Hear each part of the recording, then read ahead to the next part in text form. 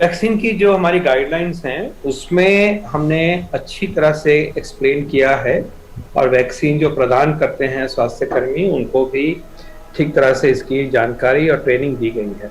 In short, हमें ये ख्याल रखना है कि अगर किसी व्यक्ति को एक सिग्निफिकेंट एलर्जी की कोई प्रॉब्लम है कि पहले कोई एलर्जी का अटैक हो गया, बहुत कोई पीछे कोई टीका लिया पास्ट में तो उसकी वजह से उसके बाद में वो उनको सीरियस इशू हुआ, सिग्निफिकेंट इशू हुआ, उसमें हम ये कहेंगे कि डॉक्टरी परामर्श के बाद ही वैक्सीन को दिया जाए। लेकिन जो आमतौर पे एक जनरल बात होती है कि जी जुकाम हो जाता है, मुझे मौसम में थोड़ी एलर्जी हो जाती है, उसकी वजह से खांसी थोड़ा हो जाता है या कहीं स्किन पे आ जाती है, खुजली हो जाती है, कुछ हो जाती है, ऐसी सिचुएशन में बिल्कुल आपको भ्रमित नहीं होना है। जो अच्छा शब्द आपने इस्तेमाल किया है, बिल्कुल अपने मन को कंफ्यूज नहीं करिएगा, आप वैक्सीन लीजिए और ये वैक्सीन बिल्कुल सेफ हैं।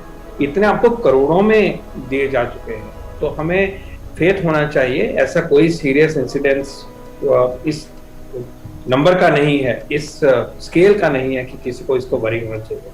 शॉर्ट आंसर है कि ऐसी कोई सिग्निफिकेंट प्रॉब्लम है कि आप कोई चीज खाते हो उसकी वजह से बहुत एक समस्या होती है, सांस की होती है, आपका मुश्किल हो जाती है आपको खाने पीने की, सांस लेने की, उस तरह की व्यवस्था में हम मान सकते हैं। लेकिन जो आम खांसी जुकाम मामूली किसी सीजन में कुछ हो गया है, स्किन पे कुछ आ जाती है एलर्जी की वजह से, उसको वो कोई रुकावट नहीं है। ये एक सहमत होने की कोई इस सिचुएशन में आपको कोई जरूरत नहीं।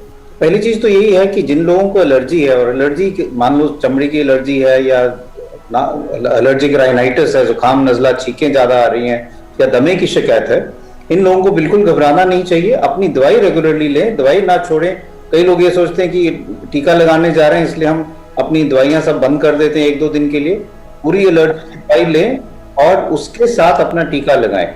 ये भी समझना बहुत जरूरी है कि जो एलर्जी किसी को हो सकती है टीके के कारण, जिसको हम एनाफाइलैक्सिस कहते हैं, उसका हर एक वैक्सीनेशन साइट पे पूरा अरेंजमेंट किया गया है, प्रदान किया। मतलब अगर आपको वहां पे कोई एलर्जी हो तो उसका हम पूरा मैनेजमेंट कर सकते हैं।